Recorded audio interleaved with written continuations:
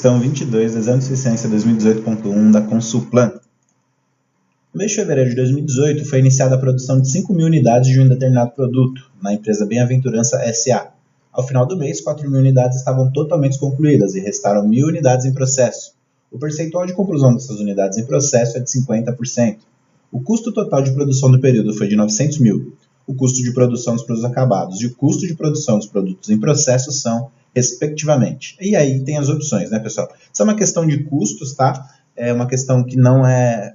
Ela é um pouco difícil, sim. Ela trata aí de um item que não é muito visto aí nas faculdades, que é a produção equivalente, não é?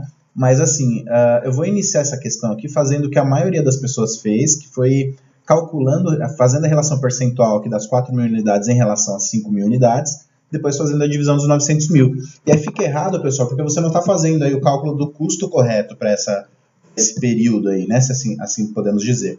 Então, 4.000 reais aqui, aliás, 4.000 unidades. Se a gente dividir 4.000 por 5.000, chegamos a 80%, certo? 80% de unidades que estavam totalmente concluídas. Se a gente pegar esses 900 mil e fazer aqui vezes 80%, chegamos nos 720 mil. Seria aí a resposta 720 e 180, que seria a diferença dos produtos que ainda estavam em processo lá, pessoal. E esse entendimento é errado. Custos a gente não pode fazer o cálculo assim, né? Existem aí algumas métricas aí para fazer o cálculo disso daí. Como é que faz então, né, pessoal? Eu já falei a forma errada, agora vamos fazer a forma certa aqui, né? Então nós tínhamos 4.000 unidades já acabadas e 1.000 unidades em processo, perfeito? Tudo isso está no enunciado aí. Sendo que dessas 1.000 unidades em processo, 50% delas já estavam concluídas. Não é isso que está falando aqui, ó? Então o percentual de conclusão das unidades em processo é de 50%. Ou seja, eu posso entender que dessas 1.500 já estavam concluídas, né? Então eu não posso fazer essa relação percentual de 4.000 unidades, sendo 80%, e calcular o custo com base em 80% desse valor. Se eu estou falando que tem aqui mais 500 unidades que entram aí no processo também, ou que aparentemente estão concluídas também, eu tenho que colocar isso aí dentro do custo, né? Portanto, se a produção equivalente, foi o termo que eu coloquei aqui, eu quero que vocês também busquem estudar esse termo aí, de custos, tá? É de 4.500 unidades, certo? 50% dos 1.000 dessas 500 unidades e 4.000 que já está no enunciado dizendo que estava pronto.